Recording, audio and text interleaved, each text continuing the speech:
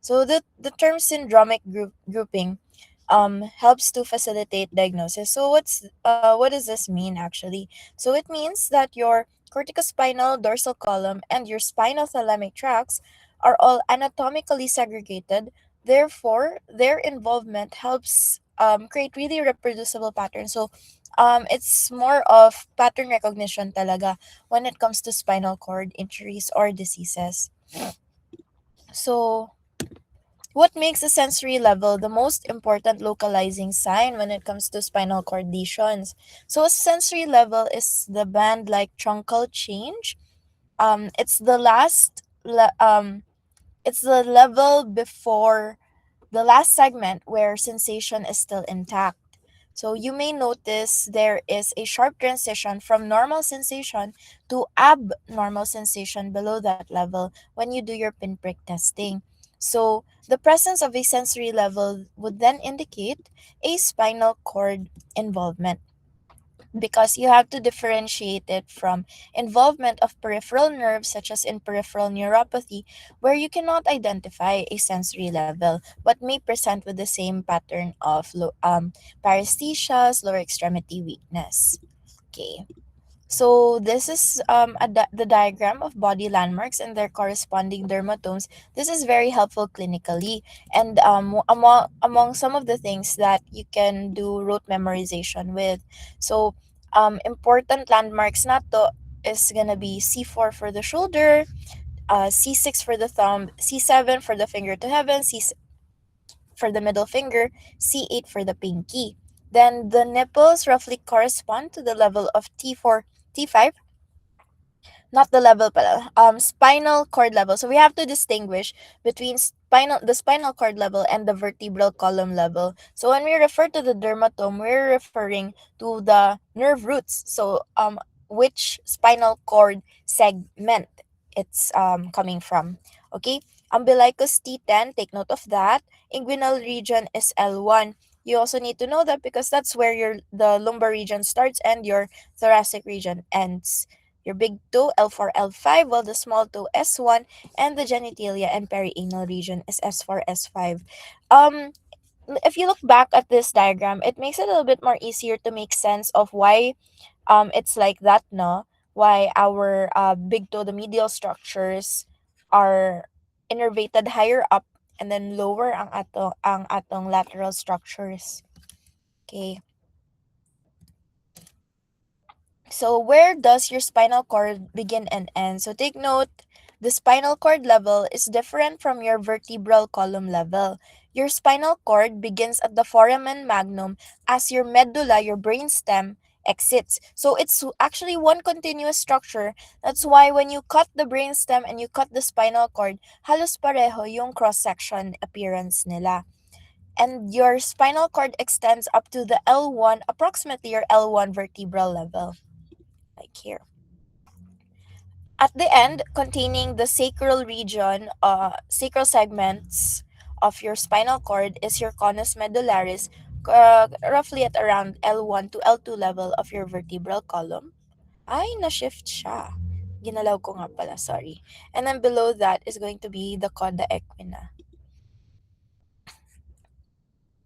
The spinal root extensions coming from your conus medullaris, that's your coda equina, literally meaning your horse tail. So what is the phylum terminale? You may encounter that in your readings also. So the phylum terminale is not a nervous structure, but rather it is the fibrous tissue that anchors your conus medullaris to your bony structure. So that's not just floating around there in the CSF. Okay, ignore that. Okay. Oops. So why does the vertebral level not equal to your spinal cord segment? So this has to do with embryonic development, where your bony vertebral column grows and develops faster and longer than the nervous spinal cord tissue. So and thus that creates a spinal cord that is much shorter than your vertebral column. This pattern is actually seen in most of the mammals, but when you look at other animals like reptiles and fish, they actually have vertebral columns the same length, spinal cords the same length as their vertebral columns. Wala lang, fun fact lang. So because of this, a shorter spinal cord occupying a longer vertebral column, that means that the lumbar region, the lumbar segments of your spinal cord, roughly align with your thoracic vertebrae. And your sacral cord, the sacral segments of your spinal cord, are located in your conus medullaris, now roughly in your upper lumbar spine. So this explains if you have a patient with bilateral lower extremity weakness, sometimes you may not see anything on the lumbosacral MRI because lumbosacral MRI refers to the bone segments that you want to image. But that's why you have to image higher. You take a thoracolumbar MRI so you could visualize a possible lesion of your lumbar spinal cord. Because, diba, our lower extremity is supplied by the motor neurons coming from our lumbar segment of the spinal cord that form the lumbar plexus. Okay. What's happening? All right. So, what are the cervical and lumbar enlargements? So, these are areas of your spinal cord that are a bit bulkier because there are larger pools of your anterior horn or um, motor neuron cells, no? Which are comprised of gray matter in the middle of your spinal cord. So, cervical enlargement and sen- uh, mo- provide motor supply and receive sensory innervation coming of your upper limbs. It corresponds to C5 to T1 of the spine and roughly around C3 to T1 level of your vertebra. While the lumbar enlargement corresponds with your lower limbs naman, roughly from your L1 to S3 of the spine. So may manotice mo it's kind of the cervical and brachial plexus for the upper and where the roots forming your lumbar and sacral plexuses are L1 to S3. That roughly corresponds to the levels of T10 to L1 of your vertebrae. This is important again because the anatomy of your vertebral column, the level of your vertebral column, is not 1:1 with your spinal cord. Now we move on to the spinal cord proper. So I was showing you the longitudinal arrangement of the spinal cord. Now this is the cross section of your spinal cord. First off, the gray matter. So compared to our brain, where gray matter is uh, outside, in the spinal cord, the gray matter is in the middle, surrounded by the white matter tracts, because that's the bulk of your descending corticospinal tract, ascending spinothalamic, ascending dorsal columns. And just like that, there are three main spinal cord tracts in your spine. There are also three main functional horns of gray matter in your spinal cord. The ventral horn provides motor function. The dorsal horn, so you will remember in anatomy the dorsal root ganglion, which helps with sensory processing, plays a major role in sensory processing. And the lateral horn plays a role in autonomic outflow. In particular, you have your intermediolateral column seen in segment C8 to L1, which is the main sympathetic outflow region of your spine. So you can recall also your first year anatomy lecture about the rexed laminae. So key laminae to remember would be your lamina 2, which contains a substantia gelatinosa which modulates pain and temperature sensation. Then you may also remember lamina 3 or 4, which corresponds with the nucleus proprius, which is the main relay station for touch and pressure sensation. Then you also have your Clark's column, or the intermediate column in your lamina 7, which relays unconscious proprioception to your cerebellum. And then lamina 9, which contains clusters of alpha or gamma motor neurons which play a role in muscle contraction. So that's 9. Okay. And also you'll see here the somatotropic organization of your anterior horn cells. where the distal extremities lie more lateral and your trunk is medial. The same way when you flex and extend. Extend is located more anteriorly, while flexor muscles are uh, innervated more medially. Okay. So now we move on to the spinal cord tracts. Just a review. So what are the three long tracts that are most important for spinal cord localization? So just so you know, there are more than three tracks in our spinal cord if you refer to your previous lectures. But the three main ones that we'll be discussing for purpose of our of localization and clinical presentation are the corticospinal tract located laterally, your dorsal columns, sometimes called the posterior columns, located, well, as the name says, posteriorly, and your spinothalamic, which are both located both anteriorly and laterally. So it's sometimes referred to as the anterolateral tract in some texts. So this is what they look like longitudinally. This is a simplified diagram of your corticospinal tract, which is descending, and then your two ascending tracts, the dorsal column and spinothalamic. So take note of where the fibers decussate, no? Pareho for your corticospinal and dorsal column, they both decussate at the level of your medulla. While your spinothalamic is the one that's different because it decussates almost at the same level where it enters, mga roughly 1 to 2 segments before it completely decussates. Okay, so how are your corticospinal fibers laminated? So your corticospinal fibers, as you recall, provide descending motor control to your extremities and your body. Uh, this is more. So you look here at the laminations. The cervical or upper extremity fibers are located more medial, while the leg fibers, lower extremity fibers, are lateral. So, matimanan nato, legs lateral. And a lot of the laminations follow this pattern except for one, which is going to be your dorsal columns. Okay, so your dorsal columns provides ascending proprioception and vibration sense. Your leg fibers are your leg fibers go up using the fasciculus gracilis because your legs are graceful, and while the arm fibers ascend laterally through your fasciculus cuneatus.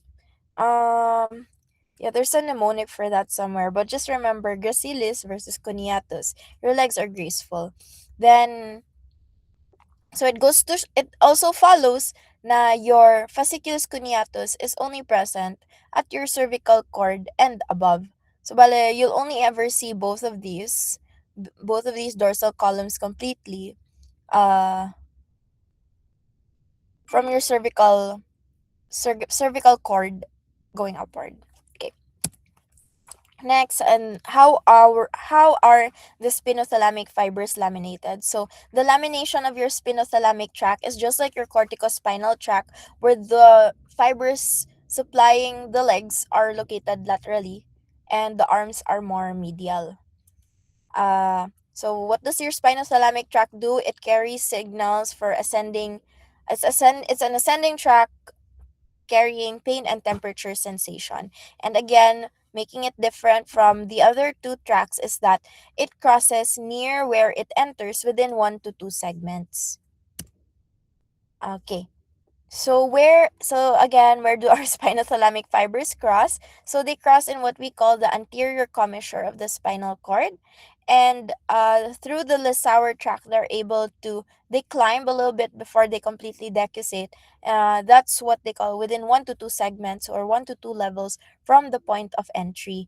And because of this, it may create a false sensory level. Uh, what does this mean? It means that the physical lesion involving the vertebral column is often higher than where you experience the numbness on the skin. So while a sensory level means you likely have a spinal cord lesion, you cannot solely rely on the sensory level for localization alone. You have to pair it up with what other deficits are present. Is there involvement of your corticospinal tract, your dorsal columns? That's why when you are evaluating a patient with suspected spinal cord disease, clinically it's really important to do a complete neurologic examination. Okay, now we move on to the classic syndromes. So these are the classic spinal cord syndromes: your brown cord, your anterior cord, central cord, and your subacute combined degeneration, or more of a posterior column kind of problem. So first off, we have to differentiate because your spinal cord still belongs. If you're to divide your motor system between upper and lower motor neurons, your spinal cord, as in the bulk of the spinal cord that goes up and down, that goes downward, the descending track, it still qualifies as an upper motor neuron. Because where does your lower motor neuron or your peripheral nervous system begin? Diba it begins at the spinal nerve roots, pagawas na, and everything else coming out of your spinal cord. That is where your lower motor neuron begins. Or technique, if you're to be semantic about it, sa anterior horn cells ni momusugod ang LMN. So, grossly, or like technically talaga, if you have myelopathy, which is a problem of the spinal cord, the presenting motor signs would be upper motor neuron in character. There are just some exceptions to that, which we will discuss a little bit later on. So the upper motor neuron signs would be hyperreflexia. So everything is up, up, up, up. So your reflexes go up. Your extensor toe response is it goes up. Your the tone is increased, it's spastic, which you have to differentiate from rigidity. And then weakness follows a particular pattern of progression. If your lesion begins extramedullary, this means that it's coming from outside of the spinal cord going inwards. So the involvement, because recall the lamination of your corticospinal tract, your legs are more lateral, so there is involvement first of your legs before the arms. Whereas if the lesion is intramedullary, meaning it arises within the spinal cord, you will have arms affected first before the legs. Okay, so part of the physical examination of your suspected spinal cord patient is to do abdominal reflexes. Your patient naman na is most of the time lying down already, so you position them prone. And the way to test your abdominal reflexes is to stroke the skin toward ha, padulong sa umbilicus, which corresponds to the dermatome T10. And the expected response or reflex would be that your umbilicus will be pulled towards the stimulus because of contraction of that muscle. Okay, so abdominal reflexes will disappear at and below the level of injury. So you look at which segments do not contract, and you'll be able to see that because normally symmetric ang paglihok, or it may not even move. Yeah, symmetric ang pagmove. So if there's any asymmetry in your abdominal reflex response, that could indicate a lesion in those segments. So if all of your abdominal reflexes cannot be elicited, you must suspect the lesion to be above T9. Now, what is Beaver sign? So you may also encounter this in your readings. So a Beaver sign is specific for a T10 lesion. And able to test for this, in order for you to test for this, ask the patient to do a partial crunch or sit up. So it's a prerequisite that the patient should be able to follow. And if you see that when they're performing that action, the upper muscles of the abdomen will pull the umbilicus upward toward the head because there is paralysis of the upper the the the, the segment below it, no, below your T10. So only your T8, T9 abdominal muscles will contract. So ma-displace ang inyong umbilical cord towards the area of contraction. Okay. So, ang differential kasi, if you have a patient, the most common complaint kasi is weakness. You have to differentiate your localization if it's upper motor involving the spinal cord or lower motor. At times kasi it can be a little bit of a mix because you can have involvement of nerve roots. So medyo maghalo-halo ang upper motor and lower motor neuron signs. But strictly speaking, peripheral neuropathy is a completely lower motor neuron problem, no? So, one thing to differentiate is that there is always a sense there is, if ever you establish a sensory level, it's highly likely talaga you are dealing with a spinal cord problem. Then whereas for peripheral neuropathy, there is a distal gradient of distribution of the deficits, particularly the sensory deficits. Think of how DM neuropathy develops, where there's a glove and stocking sort of pattern. It follows a length dependent distribution. Mga the distal parts of your extremities are affected first, and they climb slowly more proximal. Okay. Then another differential, is it primarily a cord disease, or is there nerve root involvement, or or what we call radiculopathy, no? So kung myelopathy siya, cord, you can signs may be bilateral involving both sides, especially if you are dealing with a hemicord. There are long track findings, meaning involvement of your corticospinal, your dorsal column, or your spinothalamic tract, as well as upper motor neuron signs. And it is not that common in radiculopathy to have bladder and bowel, but if you have significant spinal cord involvement, there can be bladder and bowel, even problems with ejection and erection, sexual dysfunction, bale. Okay. Whereas if you have radiculopathy, ang notorious dire is the dermatomal radicular sort of pain, which is a sharp shooting pain. For cord kasi, they complain more about they really can't move their leg, but less about the pain. But if there's radiculopathy, it's the pain that's the more prominent symptom. And because it's a lower motor neuron lesion, you will have lower motor neuron signs like decreased reflexes, decreased tone. Then involvement tends to follow a myotomal pattern. Bale, if it's an L5 radiculopathy, you just can't move that particular myotome, no, corresponding to it. Uh, and yeah, loss of reflexes. Okay, now we move on to our spinal cord syndromes. So first and foremost, the worst one, the complete transverse myelopathy. So it presents with bilateral weakness below the level of your lesion, bilateral loss of all sensory modalities. Kasi yung all three major spinal cord tracts have been obliterated, have been affected. And with this sort of lesion, you're able to see a clear sensory level, as in the patient will be able to tell you where the normal ends and the abnormal begins. And since it's the entire cord involved, there is early bladder and bowel dysfunction. Okay. This is also why it's important, if you're suspecting spinal cord lesions, to do a digital rectal exam to evaluate for rectal tone. Okay. So spinal shock tends to arise when you have a traumatic spinal cord injury.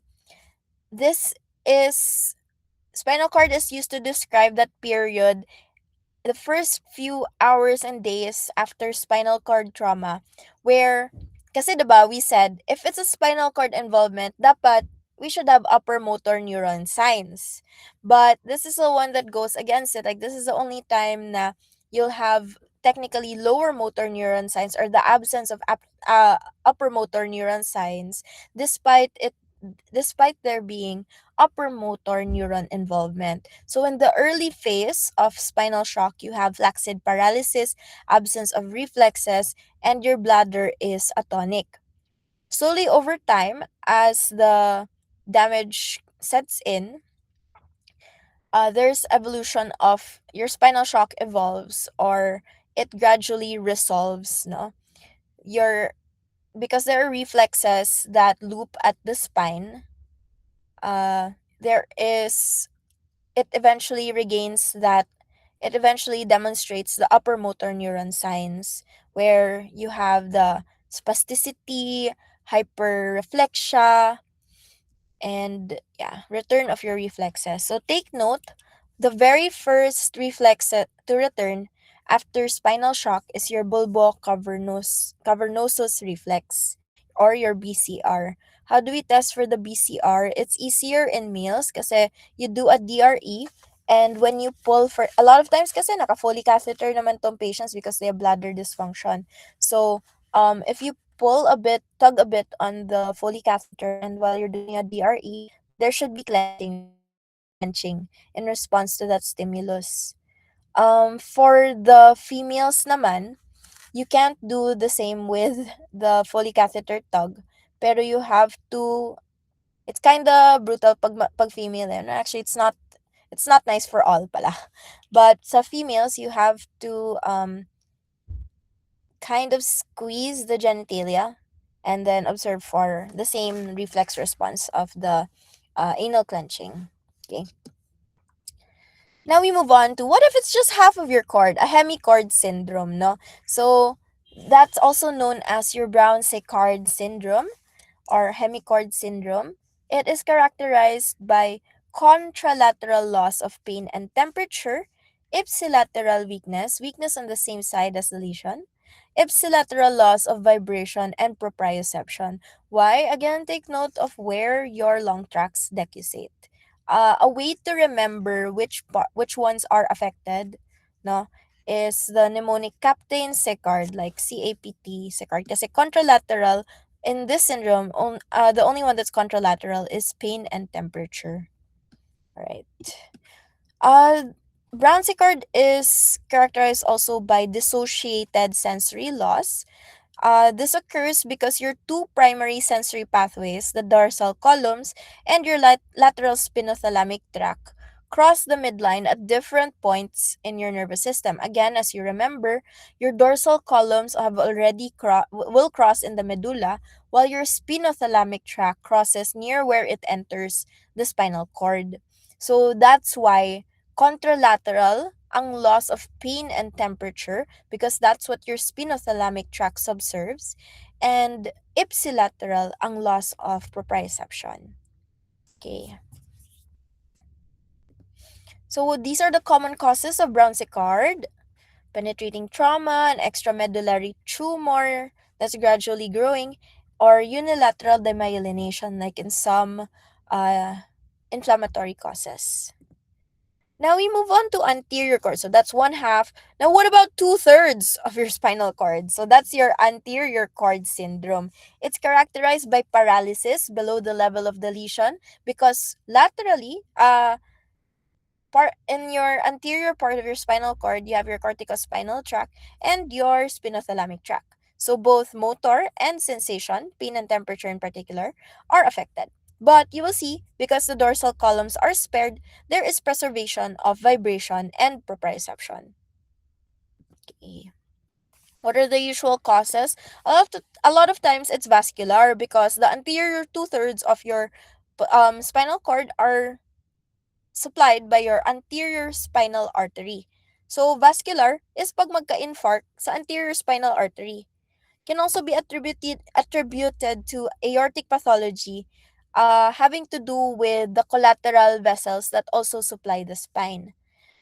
Severe hypotension can also cause anterior cord syndrome because of the watershed zone located at T4 to T8, because there is not a lot of collateral vessels at those levels. So take note in particular the artery of Adam Cukes.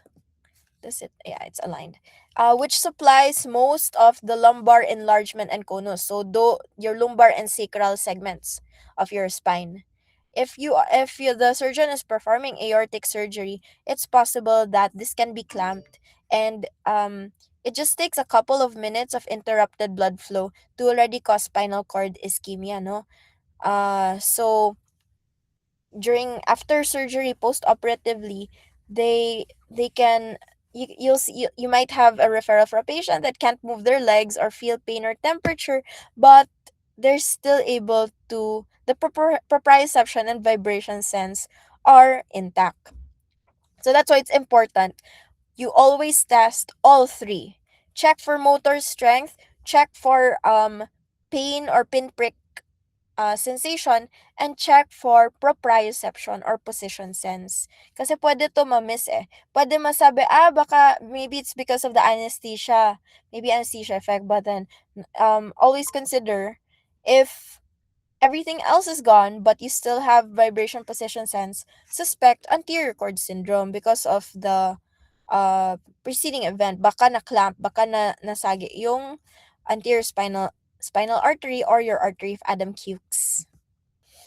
So why is vibration spared? As explained, your dorsal column is supplied by the posterior spinal artery. So different vascular territory, and that's it keeps your posterior cord intact, and that's what supplies which your dorsal columns again, as you remember, supply vibration and position sense. Okay. Now we move on. What if the lesion starts from the middle? So if it starts from the middle, it means it's in the center. So that's a central cord syndrome. So it's characterized by bilateral loss of pain and temperature. Kasi gitna naman, symmetric ang involvement. The sensory deficit is described to be cape-like because of the lamination of involvement, and it has a preferential weakness of the arms more than the leg. So they can present as a sort of man in a barrel kind of presentation. They can move their legs, but they can't move their arms. Okay.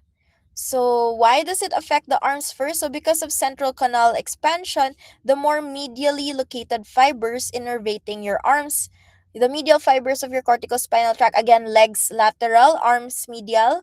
So the medial fibers that innervate your arms are affected first. So mauuna ang upper extremity versus over lower extremity weakness. Okay, so I guess that's easy to kuan. Next is the dorsal column lesions. So dorsal column again, just the loss of proprioception, vibration, and fine touch sense on the same sides. Same side. The patients can present with a positive Romberg, described as swaying only when the eyes are closed. Because if they are swaying, when even when the eyes are open, suspect a cerebellar lesion.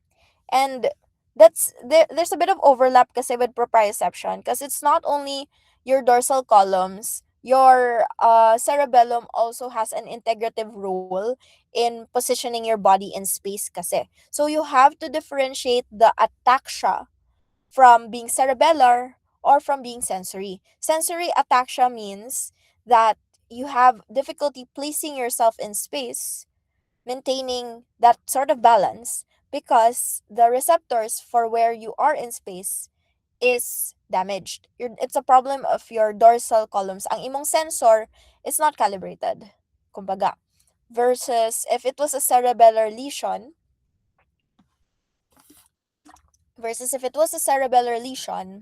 it's more of the modulator already that's affected. Okay? So with or without vision, with a cerebellar lesion, you would already have ataxia.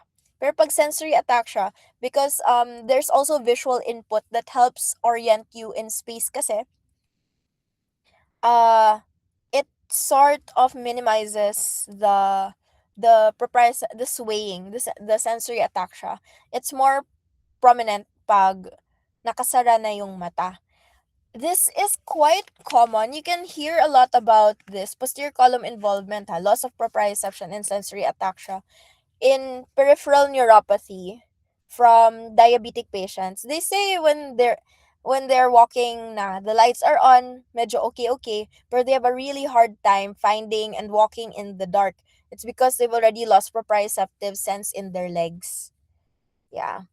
Bale, sensory ataxia is not specific to your dorsal columns, so you have to take it in, you have to correlate it clinically. Kumbaga, that depends on the distribution, okay?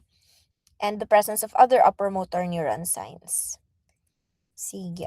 So, one way to evaluate your position sense proprioception is joint position is, yeah, testing for joint position sense. So, how do you do it properly? You hold the sides, not the up and down part of the finger that you're testing. Use the fourth digit and use only small amplitude movements. Kasi kung dako ra kaayo, masense gyud na niya cause you're moving not only that joint pero also the connected joint, kumbaga, no? So it's not that clear, confounded ang imong evaluation. And generally they ask lang, is it up or down? Pero you can guess kasi 50-50 if you only have two choices. So to make it more less likely for your patient to just guess where you moved the finger, ask taas, gitna, or baba, up, down, or middle, no? And the patient, of course, has to have their eyes closed. All right. So what is subacute combined degeneration? So this is characterized kasi not only do you have dorsal column involvement, you also have your corticospinal tract involvement. Kaya siya combined. It's a combination of your dorsal column and corticospinal tract involvement kasi. So there is loss of vibration sense and also spasticity. The most common cause is vitamin B12 deficiency. Okay, almost done. Then we also have this entity called the conus medullaris syndrome, not to be mistaken for your coda equina syndrome. Your conus medullaris is still a part of your spinal cord. Your coda equina is already your spinal roots. So technically, conus medullaris is upper motor neuron. That's why you can have early bladder dysfunction and saddle anesthesia. The pattern of weakness tends to be symmetric. And because well, mostly upper motor neuron, there are also nerve roots in the area, no? So that's why you can also have a mix of lower motor neuron signs. So again, differentiate your conus medullaris from your coda equina syndrome. So coda equina is a problem of the spinal nerve roots, not the spinal cord. So it's already the nerve fibers that have exited the spine. So that's why your symptoms are lower motor neuron. So there's areflexia, you can have asymmetric weakness, and and by nature that it's involving the nerve roots, there is early radicular pain, and sphincter involvement tends to appear later on pa. Bakit? Because again, you also enable to innervate your bladder. You also there's a connection. Your bladder is connected to your spinal cord via your nerve spinal nerves and sa sacral plexus, no? So yeah, eventually at some point the connection will be affected na din. But there's contralateral innervation, ganun. It's not entirely that single root in charge of that. Kaya it has to be significant involvement already of most of your coda equina to be able to present with uh bladder involvement. Okay. Now, you may encounter the terms then intramedullary and extramedullary. So, and intramedullary lesions again are those that are arising from within the spinal cord. They present with dissociated sensory loss and sacral sparing. There is minimal root pain because malayo naman sa nerve roots ang lesion. We can also have, whereas ang atong extramedullary lesions arising from outside the spinal cord but eventually encroach upon your spinal cord, they are characterized by early radicular pain kasi you'll pass by the nerve roots here eh. You'll pass by the nerve roots here. Nerve roots. Yeah. Why there's also early loss of sacral sensation and progressive compression. So symptoms tend to be progressive. What is sacral sparing that we are talking about, and why is it important? So your sacral fibers again are lateral in your spinothalamic and as well as your corticospinal tract. Legs lateral, remember. So your lesions located centrally, as in intramedullary lesions, tend to spare, don't affect yet your sacral fibers early on, no? Whereas if you have compression coming from outside, since your legs are lateral, they are the first to be affected. Okay, so this is just a tabulation which I got from another book. Yeah. Which lists the different possible causes of the spinal cord lesions. Okay. Now we move on. So like that's a little bit of a preview on we now move on to the last part, the etiologies of spinal cord disease. So this answers the question. So knowing the anatomy of the spinal cord longitudinally and axially, we're able to tell where is the lesion, what is the spinal cord syndrome, no? Now we try to answer after knowing, okay, what part of the spinal cord is involved. We try to think among ourselves, what is the lesion? Unsa man ni? What's exactly causing that problem in the spinal cord? No? So, I've tabulated it as vitamin C, D, V for vascular. So, these are the common causes: infectious, trauma, autoimmune or inflammatory, neoplastic, congenital, and degenerative. Okay? But the most common causes in adults would be your cervical spondylotic myelopathy, degeneration basically, metastasis causing vertebral compression on your spinal cord, trauma, kay daghan ba nga motor, daghan a lot of people are careless. Then we also have multiple sclerosis and then vascular infarctions. Now, one thing is like I've been stressing the physical examination, no? The physical examination really helps us to localize where. But when you want to answer what the lesion is, go back to your history. You you ask about the temporality and evolution of your symptoms, because the tendency is if it presented very sudden, hyperacutely, it's vascular. Or if it happens after significant trauma, likely traumatic. Whereas acute over a few days to a couple of weeks, suspect inflammatory. Pag a little bit longer, weeks to months, naging tumor. Months to years, likely chronic degenerative. Okay. So, how does trauma injure the spinal cord? These are the different mechanisms, but basta ang end lesson nato is all of these will cause spinal cord compression. These this is a helpful table because they like to ask about this in the boards, the different names of the fractures gani. Yes, I'm just sharing this here, but you can tell a lot of times kasi, especially when you see a trauma patient, nauuna nalalaman that there's a lesion because they do all the x-rays and scans first before they do the full physical examination, no? So, yeah. But yeah, just take note of this table. And important for traumatic spinal cord injuries is the grading. So we use the ASIA impairment scale, which is based on the Frankel. So ang ASIA is specific for trauma. Like you use ASIA A, blah blah blah for trauma.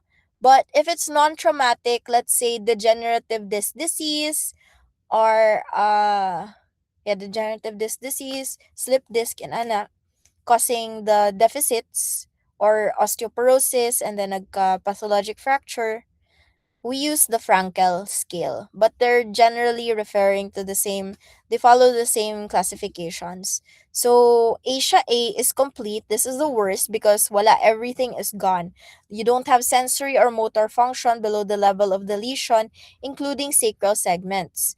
That means you don't have you have a negative DRE. You don't have rectal tone. Next is Asia B, sensory incomplete. Your sensory function is preserved, but motor function is lost below the zone of injury.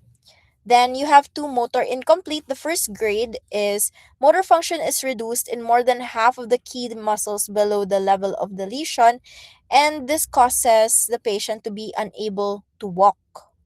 So, what do they define as reduced motor function? This is active movement in a full range of motion only if gravity is eliminated. So, this corresponds to MMT 2 out of 5 or less, no? So, the best na they can do is with gravity eliminated. Then your Asia D is a little bit better. That's your second grade. Motor function is reduced in less than half of key muscles below the level of the lesion, and this usually allows standing and walking. Then Asia E normal, but you can have abnormal reflexes. So normal physical examination except for possible abnormal reflexes, which can indicate early spinal cord injury kasi. All right, and this is just what it looks like. And what I like about this figure and like how they organized it is you can also apply this to other cases, not necessarily trauma. Uh this kind of template ba? You can use it as a guide for when you're doing the physical examination of a patient with suspected spinal cord lesions. Not just injury, but any other kinds of disease. Kasi you test the same things. You look at the motor, look at sensory, both light touch and pinprick. But then I would like medyo gasayang tag-oras with light touch because it's hard for you to discern because light touch is observed by both your dorsal column and spinothalamic tracts kasi. So it's hard for you to pinpoint which one is really involved. So mas specific, pinprick or pain for your spinothalamic, and then you can test for proprioception for your dorsal columns, no? Okay. But yeah, you look at these groups, major myotomal groups. Yeah. Okay, so how do we manage traumatic spinal cord injury? So we a lot of times we do CT scan because it's fast and it already helps us evaluate for bone fractures. But if we're suspecting major spinal cord compression or bleeding, it's still better to do a targeted MRI in the region where you suspect it to be. This is something that changed like because before when I was also listening to this sort of lecture is that they were still advocating for the use of steroids for spinal cord compression of spinal cord injury, acute spinal cord injury. But they found that it's no longer considered essential in the protocol in the management of acute spinal cord injury because of questionable benefit. The outcomes were kind of equivocal. But what's important is we want to secure spinal cord perfusion because your after injury, your spinal cord will swell and the swelling is gonna limit blood flow and basically masasakal. There'll be spinal cord ischemia which can lead to irreversible damage. Does it sound familiar? Yes, it sounds like a stroke, which is technically yeah, that's the mechanism of how your spinal cord gets damaged, not really from the injury itself, but the mechanism is that the injury causes swelling. The swelling chokes the normal normal nerve cells in your spine, and that's what causes the irreversible damage and your deficits. No, so you don't want to have hypotension. You want to hydrate your patient. Use pressors if necessary to maintain adequate cord perfusion. Then they still don't have much studies validating the use of cooling blankets or hypothermia for neuroprotection. For spinal cord injury, ha. Kasi for cardiac arrest, we do use therapeutic hypothermia. Okay. If you have vertebral dislocations, they may require traction or the use of a halo brace. But modern internal fixation or instrumentation is now preferred for patient comfort. Surgical strategies can vary from conservative to aggressive because conservatively pwede to just do traction and immobilization, whereas you'd be more aggressive if there is progressive neurologic deficits, no, early decompression and stabilization. Because if you stabilize the spine, you're also going to facilitate uh safety of your spine. So like kanang bisag unsa nalihok-lihok, you're not gonna be worried that you'll be worsening the compression on your spine. So it helps facilitate rehabilitation and all those other movement for your patient. Okay. Ang problem lang with spinal decompression is if your lesion is complete and recovery is expected, like the neurologic prognosis kasi for complete cord lesions, not very good. Like you'll, even with the best efforts, especially pag dili paspas ang pag-intervene, the deficits do tend to be permanent na talaga. So, sometimes they debate na is there still a point of doing the surgery when the recovery is not guaranteed. So and it's expensive kasi normal spine surgery goes to 500 to 700,000 depending on your institution. Could go as high as 1 million talaga, especially if you're treating in St. Luke's or Manila. Mm. Yeah, so that's it for your traumatic spinal cord injuries. We now move to another type of injury, which is radiation induced myelopathy. There are three different kinds. So the first one is the early onset transient radiation myelopathy, which can occur 3 to 6 months after RT. What do you use radiotherapy for, ba? So radiotherapy is usually indicated. You don't radiate the spine kasi, but you have to radiate the vertebral column if there's a tumor, first in particular like bone metastasis to your vertebral column, no? So that's what they target when you do radiation. But because your spine is beside your vertebral column, um as much as they try to really focus where the radiation goes, there's always going to be some stray radiation that can hit your spinal cord. So dili protected, your spinal cord is not safe from radiation no matter what we try to do. Okay, so for this kind for transient radiation myelopathy, mostly sensory involvement, you can appreciate a Lermit sign and paresthesias. Prognosis for this is typically good. Okay, there is temporary demyelination and depletion of your oligodendrocytes in the white matter because of radiation, which damages cells. Not just the cancer cells, it can also hurt normal cells kasi. Okay, now delayed progressive radiation myelopathy occurs late. So it onset is typically 12 to 15 months after treatment, but can also present as long as 5 years from radiation if they survive that long. Bale, I guess it's not that common because if you're already requiring radiation to the bones, particularly your spinal cord, prognosis isn't really that good, no? Pero well, we're entering an age where cancer treatment is being very progressive na, and we're seeing cancer survivors living beyond those years. So that's why we're already able to identify these disease mechanisms, these particular complications na in the long term.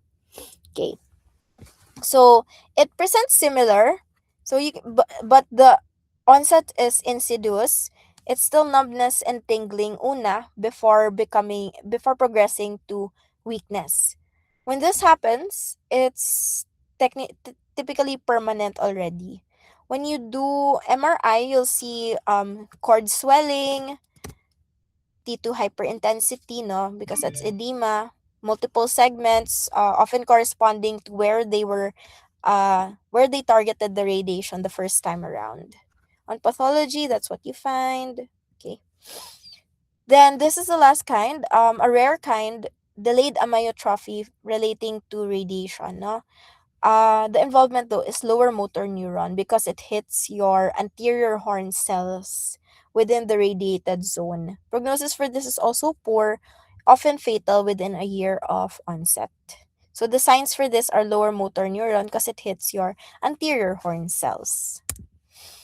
How do we manage? So prevention is better than cure. So when they're administering RT to the bone, you want to limit your total dose to less than 6,000 centigrade, delivered in fractions of less than 200 per day, no? Giving dexamethasone or steroids may provide temporary improvement or arrest of progression, but not guaranteed because the damage is already there.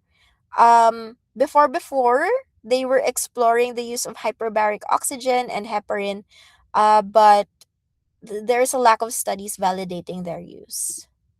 Okay, now we move on to inflammatory causes of myelopathy. Adams listed a lot of them, but I'm not gonna discuss them all, okay?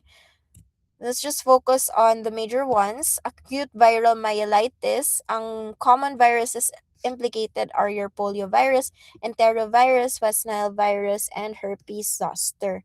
So, myelitis, viral myelitis, just like with viral encephalitis, the onset is acute and it's associated with fever and flu-like symptoms because viral nga, not really just confined to the spinal cord, but it's a whole systemic illness. You will have initially lower motor neuron signs, characterized as rapid asymmetric flaccid paralysis and loss of reflexes. Sensation is usually spared except for your herpes zoster, which targets in particular your dorsal root ganglia. And even when the infection improves na, it will lie there dormant. That's why several years later, your herpes zoster can come back as shingles.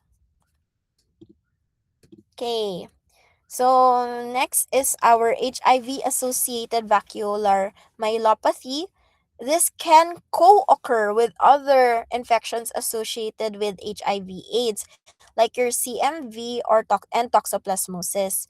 So the white matter tracts develop vacuoles within the myelin sheath, particularly in the thoracic cord region.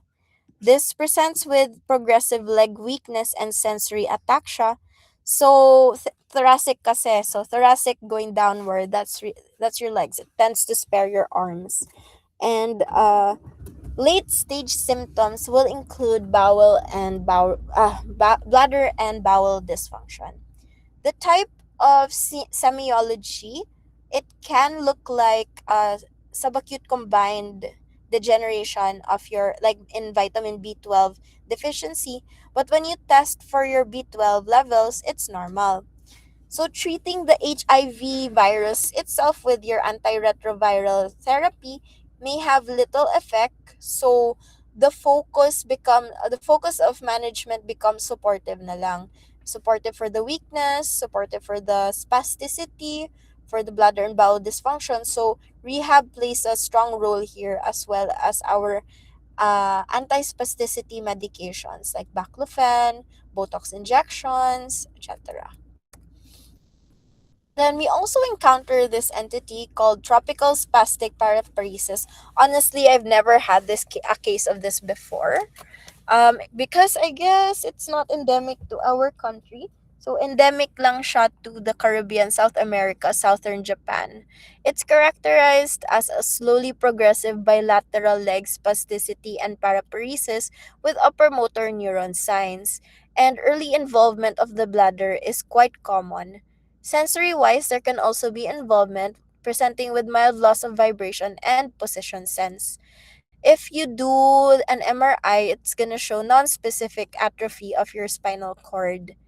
And the way to confirm this is by testing the CSF for antibodies to the human T cell lymphotropic virus type 1 and presence of T lymphocytes in your CSF. So treatment so far for this is mogamulizumab. Okay. Spinal epidural abscess, this is an example of what you do not want to see. So the most common is your Staphylococcus aureus, which can seed via hematogenous spread or direct spread from an infected bone like osteomyelitis. It presents with a clinical triad of fever, severe localized back pain, radicular pain as well, and rapidly progressive paralysis and sensory loss below the level. MRI is a gold standard for diagnosis, and blood cultures may only be positive in around 60% of cases.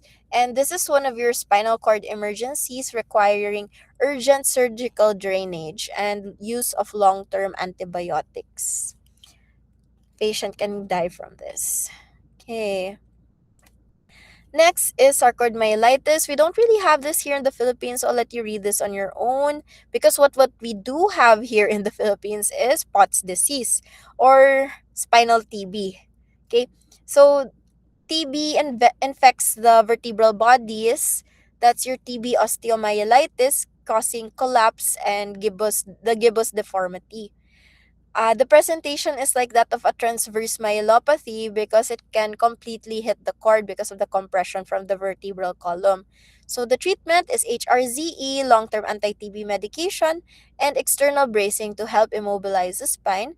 And surgery tends to be reserved lang for severe deformities. I had a patient whose symptoms improved after they started anti-TB medications. Now, without requiring surgery. So, yeah. Then we also have spinal syphilis, which is now rare in modern times because we identify and treat the syphilis early already. It doesn't reach this point anymore na magkatabes dorsalis ka. It's characterized by chronic inflammation of the posterior dorsal roots, presenting with lightning pains in the legs and sensory ataxia. There is a high level loss of proprioception. They're unable to place their limbs in space, particularly the lower extremities. Then you can have parasitic infections like schistosomiasis. The parasite ova lodge in your spinal vein, so they reside in the veins of your spinal vessels, and this creates intense inflammation and also can present as the swimmer's itch. The onset is roughly 38 days after swimming in contaminated water and can cause a massive destructive permanent transverse myelitis. And you treat it as you would treat schistosomiasis with praziquantel. Next is post-infectious post-vaccinal myelitis. This might scare some people out of vaccinations, but it's not predictable. It really depends on your immune system. So this type of myelitis usually follows RT or vaccination by days to up to 2 weeks. The onset of the myelitis itself progresses within 1 to 3 days, and the presentation is like any type of spinal cord na numbness and weakness, but tends to be ascending from the feet up to the trunk. uh so that it tends to just happen once lang, no? It's monophasic. That's what it means by monophasic. It only happens once, less likely to recur because the trigger was only once, no? It may resemble early multiple sclerosis, but important distinction is that there are no oligoclonal bands when you test the CSF. So its monophasic nature and it being triggered by just a recent infection or vaccination, so bali reversible ang not really reversible but like one time lang ang trigger niya. It fares patients with this type of myelitis recover better than multiple sclerosis. But if you have severe back pain at the onset of their diagnosis, that's not a very good sign. Then acute spinal multiple sclerosis. So like the first presentation of your multiple sclerosis can resemble your post-infectious or your post-vaccine myelitis. Basically, all the myelitis can look alike. Um, but to discern between them, you have to go back to your history. So ito naman,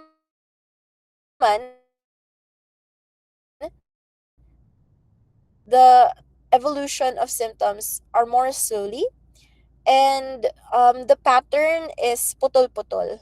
There's incomplete asymmetric spotty involvement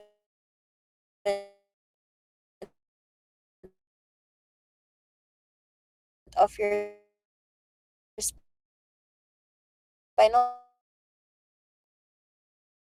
cord, and rather than a full transverse cut.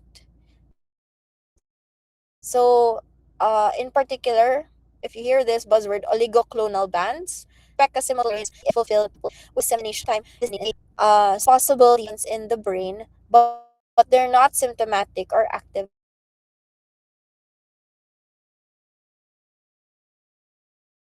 at that point in time. And the tendency for multiple sclerosis is it's a lifetime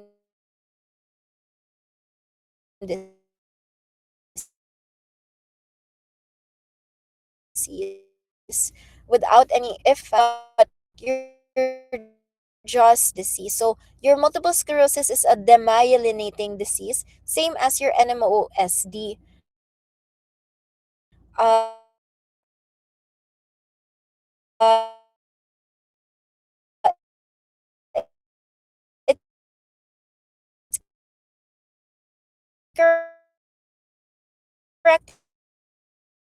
Characterized by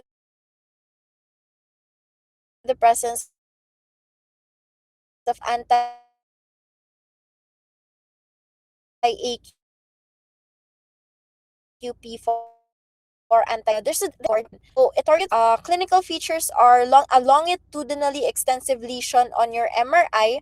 Compare this to the transverse myelitis of your multiple sclerosis na mubo lang. By longitudinally extensive, it means the span of your MRI lesions are usually more than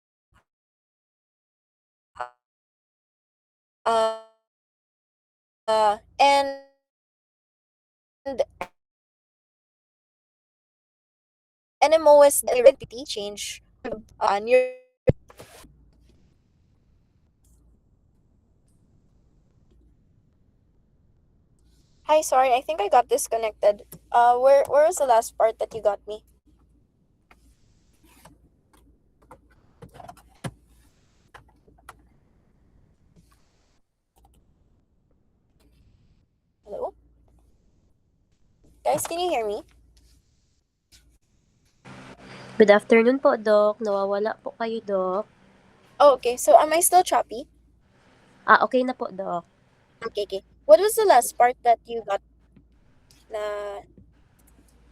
Yung last slide po, Doc, bago po itong vascular myelopathy po. Opo.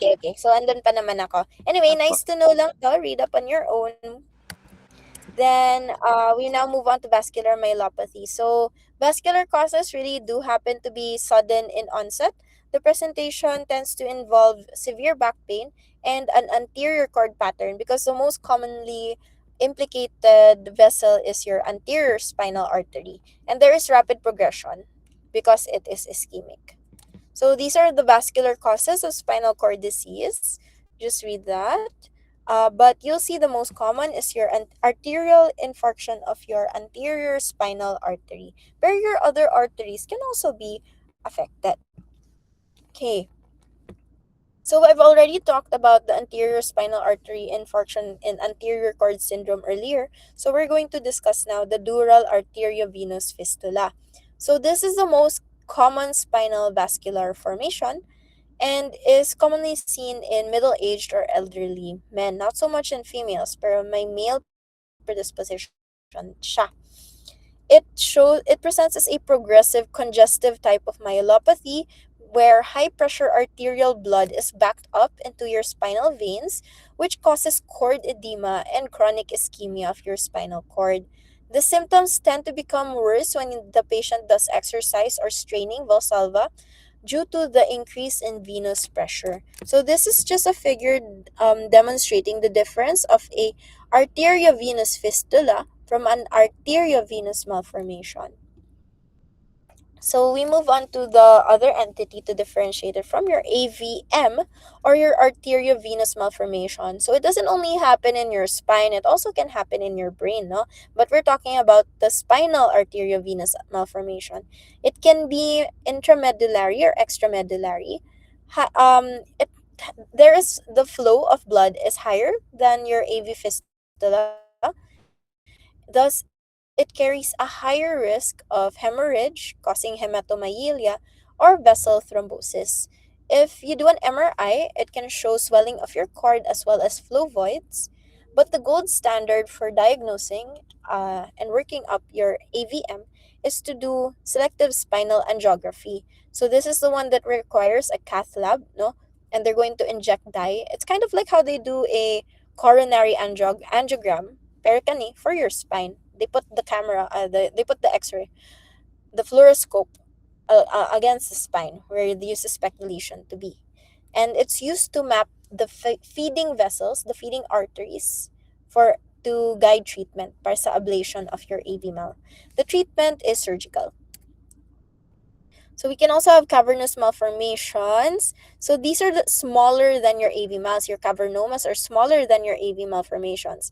On MRI, they tend to have the popcorn appearance because the fluffy rim is hemosiderin or blood. No? The presentation is that of a sudden, stepwise progression of your neurologic deficits followed by periods of significant recovery. Kay gamay-gamay raman gud siya. Next, this is a rare entity called FCE or fibrocartilaginous embolism. I think mas nice to know ni when you're already a neurologist, but just so you know, it's a rare form causing spinal apoplexy. Spinal apoplexy pasabot uh, a sudden spinal attack, which can be a spinal stroke. Okay? It can occur after minor trauma or strenuous activity like sports. Then it results because the microscopic fragments coming from your vertebral disc can enter into your spinal blood vessels, creating an acute embolic stroke of your spinal cord. So, the spine, the presentation of that is that of a complete transverse course syndrome, and it can evolve over minutes. Because of this, management is supportive. Then for those that do deep diving, no, be aware of decompression sickness or Caisson disease, sometimes called the bends in some text. So this is because nitrogen bubbles in your blood form in the spinal vessels when you do a rapid ascent, when you do deep sea diving. So free diving, not much of a risk pa pag aahon kayo. But when you do scuba diving, you have to be careful as you go up. I guess it's part ata when they orient you and you do the scuba lessons on how fast you should go up, no? So primarily, it affects the white matter of your upper thoracic cord. And the only treatment for this is immediate hyperbaric therapy in the, like as soon as umahon, like when you already suspect that it's happening, bring them immediately to a hyperbaric chamber. So the thing is, we don't have a lot of hyperbaric chambers, pero yung alam ko, may hyperbaric therapy sa Davao, just not here in CDO. It's not that common. Okay, so yeah, it's you use it to make the nitrogen bubble smaller and hopefully reduce the damage. Next, spinal subdural hemorrhage. A lot of times it's traumatic, but it presents as sudden, excruciating, as in nakakabaliw na back pain. It rarely causes paralysis because the blood can just move around in the subdural space. And you can do a lumbar puncture to confirm this, and you'll be able to notice the dark brown spinal fluid, parang crude oil appearance, similar to the subdural hemorrhage in the brain. So pareho lang. That's what old blood looks like. Now we move on to a different cause naman, degenerative myelopathy. So how does this present? So gradual spastic gait, clumsiness of the hand, hyperreflexia, uh, extensor and an extensor plantar response, and early on there is not a lot of sensory loss involved. So this is a chronic compressive myelopathy. So this is more uh, described more in depth here as cervical spondylosis with myelopathy, which is the most common cause of spinal cord dysfunction in general practice. Yeah, to be fair, I get a lot of cervical myelopathy sa clinic. So it's characterized by a triad of radiculopathy of the neck. So the pain is radicular to the arms. There's numbness, tingling, or clumsy feeling in the hands. And for the legs naman, you can have stiff, heavy, spastic legs, unsteady gait because of the motor weakness, and positive Romberg sign because of sensory ataxia. So occurs when the diameter has gone down to 7 to 12 millimeters, down from the normal 17 to 18 millimeters. So imagine your whole spinal cord only occupies less than an inch of space in your body, but it's like doing such a very, very important function. So cool. Yeah, that's why I like neurology. Okay. MRI, if you have cervical spondylosis, will have your cord deformed as kidney bean shaped, and because of the compression. So how do you treat? There's surgical and conservative management. For conservative management, you can use soft collars, but this doesn't fix it. It just slows it down, no? Because it minimizes the compression, limits the movement. So surgical, you can do ACDF anterior, and I forgot what that means. But it's an ortho spine procedure. No, I don't perform that. So ACDF is anterior cervical discectomy and fusion, and when they do that, they open you up from your neck, and they work like ihawit nila in yung throat, the muscles, the vessels there. So you need very, very well trained you need a well-trained orthosurgeon for this, and you need spinal cord monitoring, because you run the risk, if you undergo this procedure, you might actually wake up completely quadriplegic already, because it's a neck procedure. So it's one of the very high risk procedures that can paralyze you permanently. Okay, but yeah, so, surgery, when performed correctly, is highly effective at stopping this disease from getting worse. But whatever symptoms that are already there, like if there's already numbness or there's spasticity, that may be hard to reverse given the chronicity of how long the compression has been there. No? Okay, then we also have lumbar stenosis. So that was cervical myelopathy. You can also have narrowing along your lumbar spine.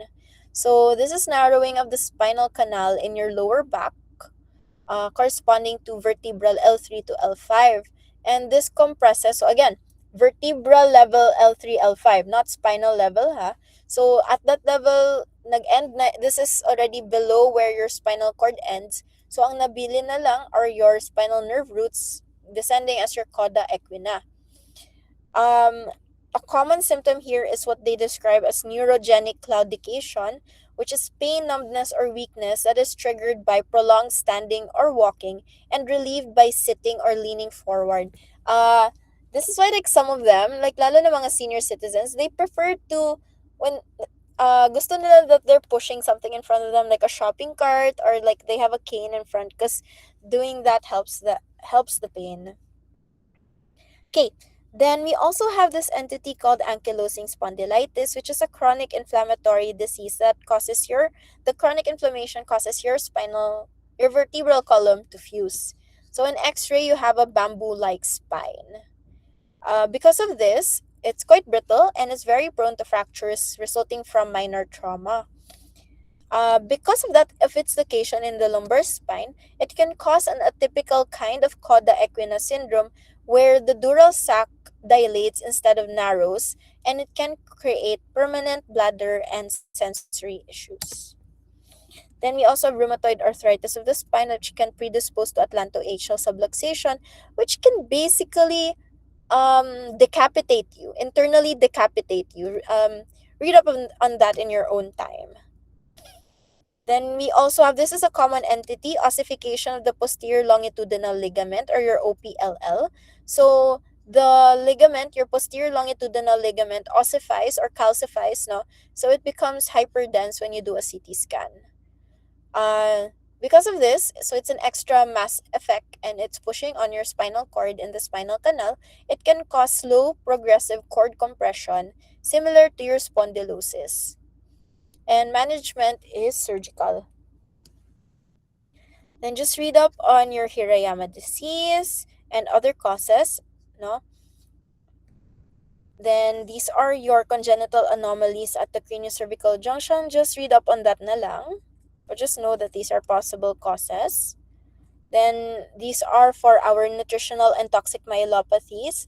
Uh, the one that we talk about the most is our subacute combined degeneration caused by B12 deficiency. But also take note that copper deficiency can also mimic SCD. So, then there's also this entity called latherism, which is a permanent, non-progressive spastic paraplegia caused by ingestion of the beta and oxylamino L-alanine BOAA neurotoxin that's found in grass peas. Yeah. Oh, and also take note na copper deficiency can arise by an excess of zinc intake, which can be found in denture creams or zinc supplements. Okay. Now we move on to my favorite part, which is the tumors. So, what are the clues in the history that would suggest that your spinal cord compression is from a neoplastic cause? So, a lot of times it's because of a progressive neurologic deficit that is subacute to chronic in onset. There is a radicular component as well if we are entertaining an extramedullary cause. There is, yeah. So where can your spinal cord tumors grow? So contrary to popular belief, it can actually grow anywhere. But that depends on what kind of tumor we're talking about. So most commonly, talaga 55% of spinal cord tumors are extradural, meaning they occur outside of the dural sac. So a lot of times arising na lang from your vertebral bone. Most common here are your metastases from carcinoma, like your breast, prostate, lung, that with bone metastasis to your vertebral column, no? Lymphoma also, and your myeloma, your multiple myeloma can also metastasize to the bones of your vertebral column. You can also have your interdural but extramedullary. So that means it arises within the dura but outside of the spinal cord. And most common kind are your neurofibroma and your meningioma. Then less commonly, like 5% only, are your intramedullary, which arise from within your spinal cord itself. So most common overall is the spinal ependymoma, especially if it's found in the phylum Terminale, which at, which is described as, or like its special designation and histology is that of a myxopapillary ependymoma. But if you have other tumors arising within your spinal cord but not at your phylum, it could be also a spinal astrocytoma or spinal glioma. Kasi where there is nerve tissue, you can have a nerve tumor, and your glioma arise from your glial cells and astrocytes kasi. Okay, how do you manage spinal cord? So gold standard if you suspect the spinal cord tumor is to do an MRI of the appropriate segment based on your physical examination, kung anong level nakuha nyo.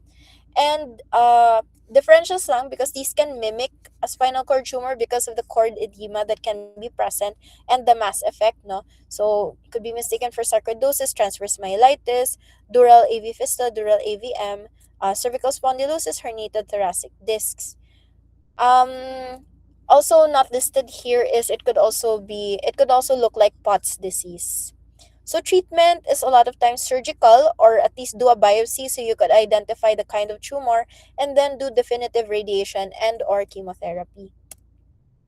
What are our common intramedullary tumors? As I've mentioned, the ependymoma and astrocytoma, they have the progression, of course, it's gradually progressive.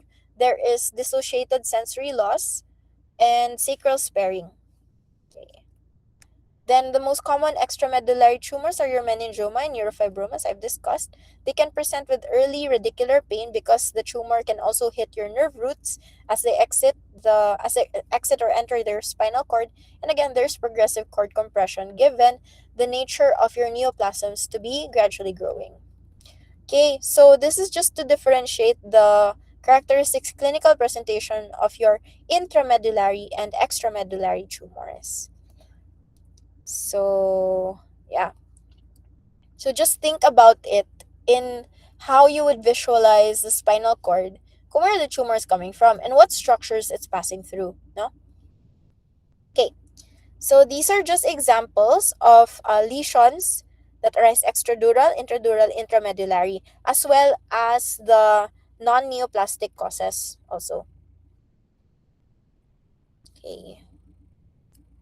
So then there's also a very common entity called a syringomyelia or a syrinx. It's a chronic progressive condition because it will keep growing kasi. It's a fluid-filled cavity. So your syrinx is a fluid-filled cavity within your spinal cord. And because it arises within your spinal cord, its presentation is similar to that of a central cord syndrome, where you have weakness of your upper extremities more than your lower extremities and a dissociated sensory loss because of the laminations of your corticospinal and dorsal columns. So there are four different kinds. One is developmental, associated with your carry one. Type 2 is idiopathic. We don't know what caused it, but it's just there. Type 3 is acquired and it's commonly associated with spinal cord tumors like an ependymoma. So, for example, you see a syrinx in the cervical level and you just did a cervical MRI, image the lower segments and try to find where the stenosis is. That's creating the syrinx. Now, a lot of times there is a corresponding ependymoma that's causing that dilation. Other causes could also be severe trauma or post-inflammatory arachnoiditis, like with infection. No? Type 4 is pure hydromyelia. It's asymptomatic and sometimes linked to hydrocephalus. Bale, we haven't identified the cause, but it's not symptomatic, unlike your type 2. Okay? So, how do we manage? We do an MRI to visualize it, refer to a neurosurgeon. For type 1 that's associated with your carry 1 malformation, you can do suboccipital decompression. In some cases, you can do syringo-subarachnoid shunting, but long-term results are not that predictable. Then, if the cause for your syrinx formation is a tumor like an ependymoma, just remove the tumor so you can facilitate flow, but it won't keep getting bigger. Okay. So now, since we still have a little bit of extra time, just answer on your own. Where would you localize sudden onset paraplegia of the lower extremities with preserved vibration sense? What part of your spinal cord is affected? Sige. You can answer on your own if you're too shy. Okay. Ah, what happened? Oh no, what happened? Am I still presenting? Okay, I guess I am still presenting. Okay. Sige. So this corresponds to what tracks are affected? You have paraplegia, so that means your corticospinal tract is affected. Then there's also apparently there's loss of pain and temperature on both sides, but you have preservation of your dorsal column. So what part of your spinal cord is there? That's your anterior cord, which is supplied by your anterior spinal artery. Given the sudden onset, it's likely to be vascular, so baka ASA infarct siya. Okay. Next, how would you localize weakness on one side with contralateral loss of pain? So, motor symptoms are are on one side. Um, your dorsal column loss of proprioceptions on the same side also as where you have motor weakness, but pain and temperature is affected on the opposite side from all of these. So what's this? It's your brown card. contralateral pain and temperature with ipsilateral loss of ipsilateral weakness and proprioception loss. Okay. How about progressive spastic gait but not a lot of sensory loss? So mostly corticospinal. But there's subtle hand clumsiness, a little bit of radicular pain sa neck. It's not that specific, no? Okay. Sige. So we will go to the summary na. Okay. So how do you localize? So again, try when you do your physical exam, look for a sensory level. Okay? So identify sensory level, do the pinprick test to see what dermatome is normal. So base it on your last normal sensory. And then, aside from testing sensory, check for motor weakness, check your reflexes, check for proprioception. So you can identify which of the three columns are intact or affected. Then see which spinal cord syndrome fits. Then look at the temporality, the onset, no? And then lastly, what does the MRI show? I mean, do imaging already if you're suspecting a spinal cord lesion. So where is the lesion? So you'll know which track is involved based on what symptoms the patient reports and also in your physical exam. Also be sure to distinguish by your history the that this is not a root problem or a peripheral nerve problem. But actually, it's not that much of a problem if you can't tell if it's root or if it's cord, because you're gonna do the same thing. You're gonna do an MRI pa rin naman. But if it's peripheral nerve and you did an MRI instead of nerve conduction studies, nako patay ka sa consultant mo. Ay hindi naman medyo napagastos mo kasi yung patient mo for an MRI which goes to as much as 20,000 pesos versus a nerve conduction study which is around 5,000, 6,000 lang. So the difference in the cost of diagnostics is quite significant kasi. So you have to be sure with what your working impression is para mag-guide mo sa patient. Because if you make your patient pay for an MRI and wala naman talaga, paano mo ipapaliwanag? So yeah. Okay, so again, just take note of the parts of our spinal cord and what functions they have. No? Then ask yourself if it falls within one of the spinal cord syndromes that we've already discussed. And then, based on the clinical presentation, what is the likely etiology? No? Okay. And actually, with that, I finished the lecture. Thank you very much for your attention. Thank you po, Doc. I'll be Thank you, updating Doc. this. Thanks, Yeah. Doc. Bye bye. Thank you po. Thank you, Doc.